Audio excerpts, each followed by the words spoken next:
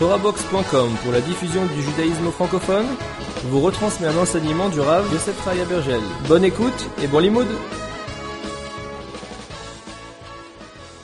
Alors, comme on approche de Parashat Yitro, pas qu'on l'a dit bien souvent au nom de Rabbi Tzadok HaKohen, lorsqu'on lit les parachiotes de la Torah, alors l'événement de la paracha, c'est pas uniquement un souvenir, mais ce qu'on est en train de vivre à nouveau, cet événement qui s'est passé. C'est-à-dire que, puisqu'on lira ce Shabbat Parashat Yitro, dans Yitro, évidemment, on nous relate le don de la Torah, c'est-à-dire que Hachem, à nouveau, nous donne la Torah.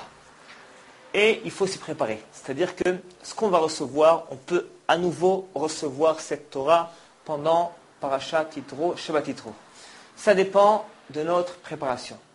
Comme le mashal bien connu, on dit à quelqu'un, dans une période de sécheresse, sache que la pluie va tomber pendant quelques heures, tel jour. Alors celui qui s'y prépare à l'avance, il a mis évidemment quelques tonneaux, il a pu récupérer quelques milliers de litres. Mais celui qui ne s'est pas préparé, alors il a mis au dernier moment quelques bouteilles ou quelques seaux et il a uniquement quelques dizaines de litres. C'est-à-dire que plus on se prépare, plus on pourra avoir plus de potentiel spirituel avec ce don de la Torah. Donc, alors on va expliquer quelques notions qui sont dégagées dans la Parashat Yitro. Tout d'abord, le Midrash dit Kol Hashem Bakoach, c'est un verset dans Teilim qu'on dit tous les Shabbats, le soir et le matin. Kol Hashem Bakoach, c'est-à-dire que la voix d'Hashem, elle est puissante, elle a avec une certaine force, une certaine puissance. Dit le Midrash, Bekocho lo neemar, et là, Bakoach, Dainu Bekocho shel kol echad ve'echad, aktanim lefi kocham, azkenim lefi kocham, vechule. C'est-à-dire, dit le Midrash, que Hachem a donné la Torah au béni Israël, non pas avec sa propre force personnelle. Parce qu'en effet, sa force personnelle, elle aurait été difficile à récupérer, à capter par chacun d'entre nous. Mais il est dit Kol Hashem Bakoach, Bekocho shel kol echad. C'est-à-dire que Hachem a donné la Torah selon la force qui correspond, qui convient à chacun d'entre nous. Les enfants selon leur force, les vieillards selon leur force, etc. Qu'est-ce que ça veut dire ? On parle évidemment pas uniquement de force physique, mais plutôt et essentiellement de force, de capacité spirituelle, intellectuelle et morale. C'est-à-dire que chaque personne a certaines capacités. Chaque personne a un certain niveau en Torah. Par exemple, pour ce qui s'est passé il y a 3300 ans, Moshe Rabbeinu, lui aussi, a reçu la Torah. Bien qu'il était le grand prophète, le sauveur, le grand dirigeant de Israël, lui aussi a reçu la Torah. Et il est évident que Moshe Rabbeinu a reçu la Torah à un niveau différent qu'un enfant, n'est-ce pas, de 5 ans ou de 10 ans, ou alors pas même un homme de 20 ans ou 30 ans, mais qui était d'un niveau spirituel beaucoup plus bas, a reçu la Torah. C'est-à-dire que chacun a reçu la Torah à son niveau. À ça dit le Midrash, Kol Hashem Bakoach. Hashem a comme plus ou moins descendu, adapté la Torah selon la force de chacun d'entre nous. Qu'est-ce que ça veut dire ?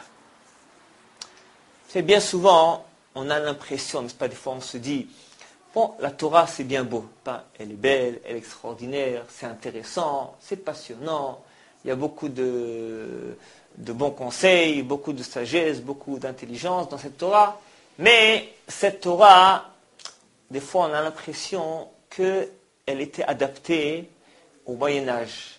Il y a 2000 ans, il y a 3000 ans, n'est-ce pas, du temps des Nevi'im, du temps de Rabbi Akiva, du temps des Tanaim, d'Amoreim, des Rishim, du temps du Maïmonide, de Rashi, de Tosfot. Alors, pas cette Torah, on peut comprendre qu'elle était adaptée à eux. Mais de nos jours, pas avec les temps modernes, avec toutes les transformations dans tous les domaines qui se sont passés aux quatre coins du monde, alors on a des fois certaines difficultés pour accomplir certaines mitzvot. Et des fois on a l'impression que c'est un peu au-delà de nos capacités spirituelles. On n'est pas au niveau d'étudier tellement de Torah, de comprendre toute cette Torah. Il y a certaines mitzvot qui sont difficiles à réaliser. La vie quotidienne qu'on mène tous les jours ne nous permet pas toujours de faire les mitzvot à 100% comme on l'aurait désiré. Alors bon, on se dit que bon, j'aurais bien voulu, mais n'est-ce pas, c'est un peu dépassé, c'est pas adapté. Là, le Midrash nous dit, attention, c'est faux. La Torah, elle est adaptée. Qui que tu sois, dans n'importe quelle période ou époque que tu vis, dans n'importe quel endroit, la Torah, elle vient s'adapter sur toi. Qu'est-ce que ça veut dire? C'est-à-dire que c'est comme si la Torah, elle vient nous habiller, elle vient reposer sur nous et nous élever dans n'importe quelle situation dans laquelle on se trouve. Même si on a fait beaucoup d'Averot Haïla, même si on n'a pas mérité une éducation religieuse, même si on n'a pas fréquenté une école religieuse depuis notre jeune âge. Quel que soit notre passé, qui que tu sois, quelles que soient pas, tes capacités intellectuelles et spirituelles, etc., la Torah, elle vient t'aider à monter là où tu es. En effet, la Torah, elle éclaire tout coin, tout endroit obscur dans le monde entier. Dans le monde entier, on sait bien aussi que l'être humain est aussi appelé un monde. Parce que chacun d'entre nous a un monde intérieur très riche. Chacun d'entre nous, sa personnalité, son caractère, c'est un monde très riche, un monde intense. Et chaque point obscur de ce monde intérieur que tu possèdes en toi, la Torah, elle vient l'éclairer, elle vient l'élever, elle vient t'aider à progresser, à avancer. Même si on sent que on fait, mais rien des fois. Alors le fait de sentir ou de ne pas sentir, ce n'est pas une preuve. C'est-à-dire que, pas des fois, on peut faire la tfila, on peut faire la mitzvah, on peut faire la tchouva, etc. Beaucoup de mitzvot de la Torah. Alors des fois, on sent vraiment quelque chose d'extraordinaire. Par exemple, ça peut nous arriver qu'un jour de Kippour, pas toute la journée, mais ne serait-ce que quelques minutes, vraiment, on a un élan de tchouva, on prend des bonnes résolutions. Ou alors des fois, pendant un événement dramatique Haïla, ou un événement heureux, eh bien, on peut sentir en effet une élévation spirituelle, un élan pour la Torah, pour le mitzvot. Mais ce n'est pas toujours le cas. Alors, c'est écrit dans plusieurs livres qu'on ne doit pas se fier à tout ce qu'on ressent. C'est-à-dire que ressentir, c'est une chose bien en soi. Il ne faut pas vouloir toujours chercher à ressentir. Parce que le fait de ressentir est pas, ça touche beaucoup de notions, beaucoup de conditions, ça dépend de beaucoup d'éléments.